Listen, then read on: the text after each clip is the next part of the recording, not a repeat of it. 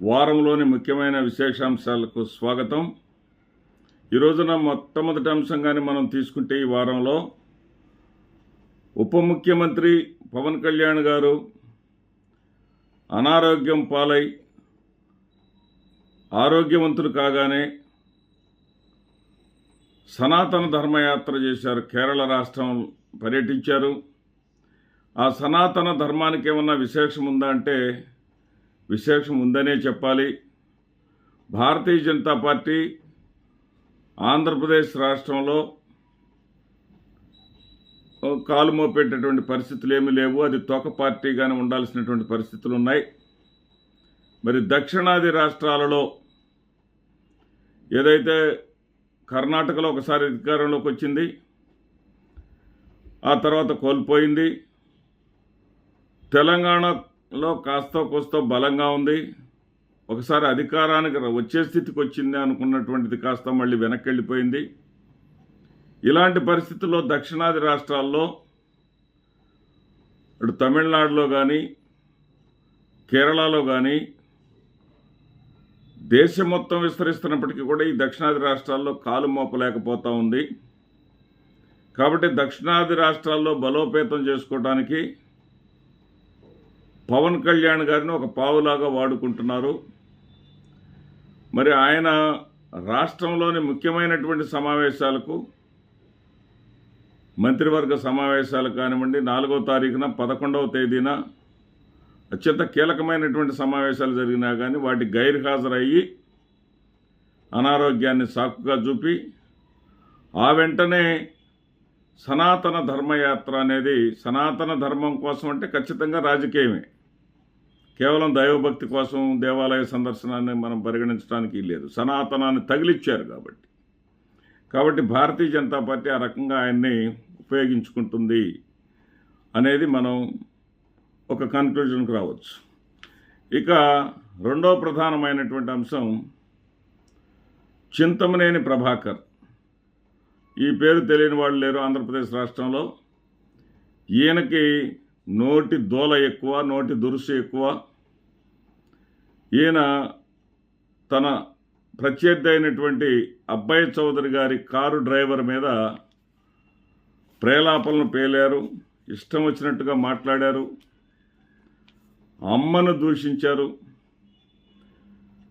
పైగా ఇది వాళ్ళేదో వైసీపీ వాళ్ళేదో కారులో వచ్చారు, తన మీద దౌర్జన్యం చేయబోయారు అన్నట్టుగా ప్రెస్ మీట్ పెట్టి అబద్ధాలు చెప్పే ప్రయత్నం చేశారు. అక్కడ నిజానికి అక్కడ కారు పార్కింగ్కి ఈ కారు ఏమాత్రం వాళ్ళకి అడ్డంగా లేదు. ఆ కారును అక్కడ చూసి అతను సహించలేకపోయాడు తప్ప, ఎందుకని అడ్డంగా లేదని మనం చెప్పగలుగుతున్నామంటే ఆ కారు అక్కడ నుంచి తీయకుండానే వాళ్ళ కార్లు వెళ్ళిపోయినాయి. అంటే కావాలని తాను వచ్చినటువంటి పెళ్లికి తన ప్రత్యర్థి అయినటువంటి అబ్బాయి చౌదరి గారు కూడా రావటం ఏంటనేటటువంటి దురహంకారంతో కూటమి ప్రభుత్వ దూకుడు ధోరణి, అప్రజాస్వామిక ధోరణి, ఇక మనం ఏం చేసినా మనకు అడ్డు అదుపు లేదనేటటువంటి ఒక ఆలోచనతో మాత్రమే అతను ఆ యొక్క దళిత డ్రైవర్ మీద బూతులు మాట్లాడాడు. అమ్మను కూడా ఎంచారనేది గుర్తుపెట్టుకోవాలి.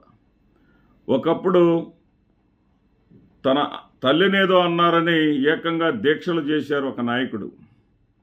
తల్లి ఎవరికైనా తల్లేనన్న విషయాన్ని ఈ సందర్భంలో గుర్తుపెట్టుకుంటే మంచిది.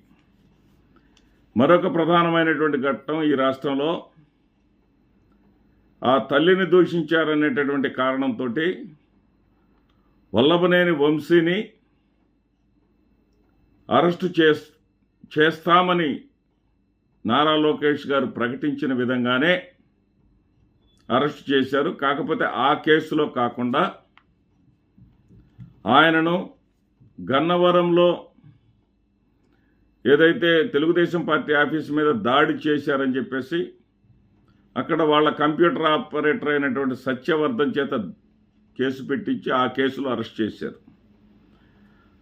దాడికి గురయ్యానని కంప్లైంట్ ఇచ్చినటువంటి సత్యవర్ధన్ స్వయంగా మ్యాజిస్ట్రేట్ ముందు హాజరై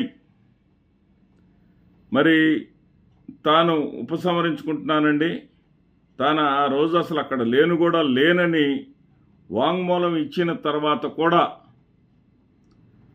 మరి వంశీ గారి మీద ఏదైతే దాడి చేశారనేటటువంటి ఆరోపణలతోటి, కిడ్నాప్ ఆరోపణలతోటి కేసులు నమోదు చేశారు. ఏమేం క్లాజులు పెట్టారంటే BSS class 140(1), 301, 351(3) of SC/ST atrocity కేసులు నమోదు చేశారు. ఆయనను వంశీని ఎలాగైనా అరెస్ట్ చేయాలని ప్రభుత్వ పెద్దలు అరెస్ట్ చేసినట్లుగా కనపడుతుంది. న్యాయ వ్యవస్థ పట్ల గౌరవంగానే ఉంటే న్యాయమూర్తి ముందు ఇచ్చినటువంటి వాంగ్మూలానికి వీళ్ళు విలువ ఇచ్చి ఉండేవాళ్ళు. ఇవ్వలేదు అంటే మనం అర్థం చేసుకోవాల్సినటువంటి పరిస్థితి ఏంటంటే ప్రభుత్వం కక్ష సాధింపు ధోరణులకే ఎక్కువ ప్రాధాన్యత ఇస్తూ ఉన్నదనేది మనం అర్థం చేసుకోవాలి. ఇక ప్రధానంగా మరొక అంశం, ఈ వారంలో ప్రధానమైనటువంటి అంశం, మన దేశ ప్రధానమంత్రి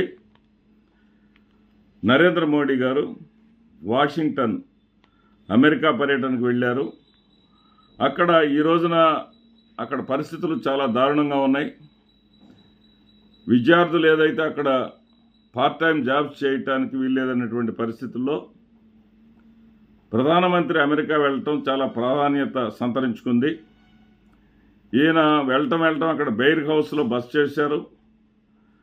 అదేవిధంగా అక్కడ మన నిఘా విభాగ సంచాలకురాలైనటువంటి తులసి గుల్బార్గ్, అదేవిధంగా అమెరికా జాతీయ భద్రతా సలహాదారు మిచెల్ వాల్ట్తో సమావేశమయ్యారు. ఇక్కడ ఆసక్తికరమైనటువంటి అంశం ఏంటంటే డో చీఫ్ ఎలన్ మస్క్తో కూడా సమాలోచనలు జరిపారు. ఎలన్ మస్క్ ఇటీవల భారతదేశంలో ఎన్నికల ప్రక్రియ మీద ఆయన కామెంట్స్ చేశారు. ఈవీఎంలు ట్యాంపరింగ్ సాధ్యమేనని చెప్పారు.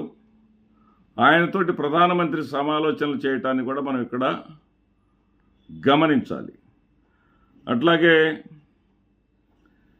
అమెరికా అధ్యక్షుడు డొనాల్డ్ ట్రంప్తోనూ